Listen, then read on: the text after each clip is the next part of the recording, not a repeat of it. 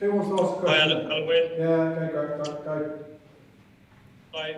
Can you 9-6 at half time? Alun, can you just talk us through what enabled the Springboks to pull away in that second half?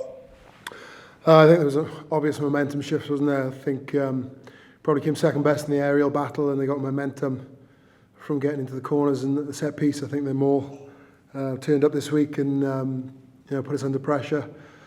And then, like I say, there was probably too much momentum for us to shift it back. You kind of knew that the backlash was coming. Was it just very hard to deal with when it was there?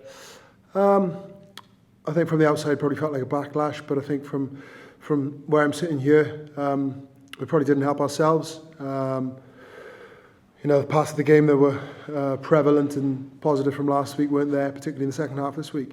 We're fortunate we've got another week. It's going to be obviously the biggest week of the tour now, and it's the last chance to put it right. What would be your message to the players this week to pick them up from this defeat? So what do you say? I can't hear that. What would be your message to the players this week to pick them up from this result? Well, in the immediate, when we got together after the game, we stayed together. Still squad effort. Gats is notorious for making changes, and we go again. There's been a lot said about a wounded Springbok. I think the Lions have taken a dent today, and we need to put it right. Thank you. Hi, Alun. Hugo in here. The Springboks in that last sort of 20-30 minutes got on a real roll in set piece, scrum lineouts and mauls. Can you kind of put into words how it feels when you're on the other side of that? And but have you perhaps learned something out of that will be useful next week? I think we had we got a bit of pressure early on, and we probably chased aerially too hard. We did well at stifling them all last week on the deck. Probably something we need to look at. It was probably a byproduct of, like I say, the positive pressure we had early on in the game. But we probably just need to stick to the plan. And you've already mentioned what you've said to the players as a message for next week. But when you're in that huddle at the end of the match, you gathered all the players around you and spoke to them. What was the spirit from them coming through? It's a weird situation when you go 1-1. It's not as if the whole thing's lost at all, is it? What was the spirit coming back from the players there? No, I could. There's a lot of eye contact, and you could feel the fact that everyone's, like I said earlier, everyone's well aware that Gats will make changes, and there'll probably be opportunity for some, and the feeling that people want to put it right, and I could definitely feel that. Thank you. Alun, it's James. I'm sorry for the loss. There seemed to be a lack of tempo in the game today. A lot of stoppages, very, very slow, deliberate decisions. I could see both you and Robbie Henshaw and a couple of the other guys really trying to get tempo out of the referee and get some pace back into the game. Was that really frustrating you? Yeah, we obviously talked about tempo. It's what we saw last week. We tried to do that, but obviously weren't able to do it. What would you put that down to? Game management, probably on behalf of the Springboks, but ultimately we go when the whistle's on.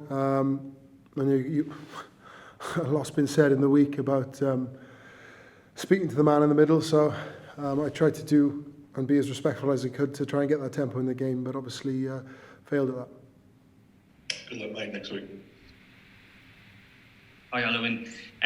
Do you take confidence going into the third test, the fact that the Boks probably didn't try anything that you weren't expecting today, or is it more worrying that they were able to get the better of you having not thrown something that you weren't expecting, if you know what I mean?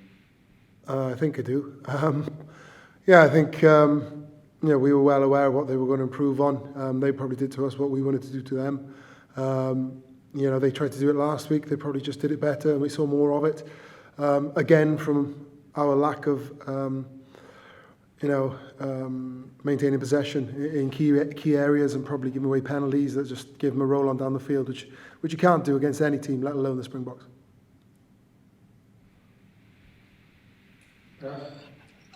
Alun, I just wanted to ask, it's the third time you've gone to 1-1 in the Lions Test Series. What's this week going to be like as a player? How special is it? They're big weeks. This is different.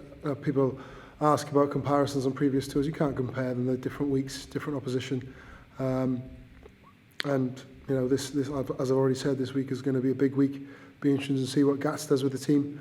But definitely, it's going to be a big week.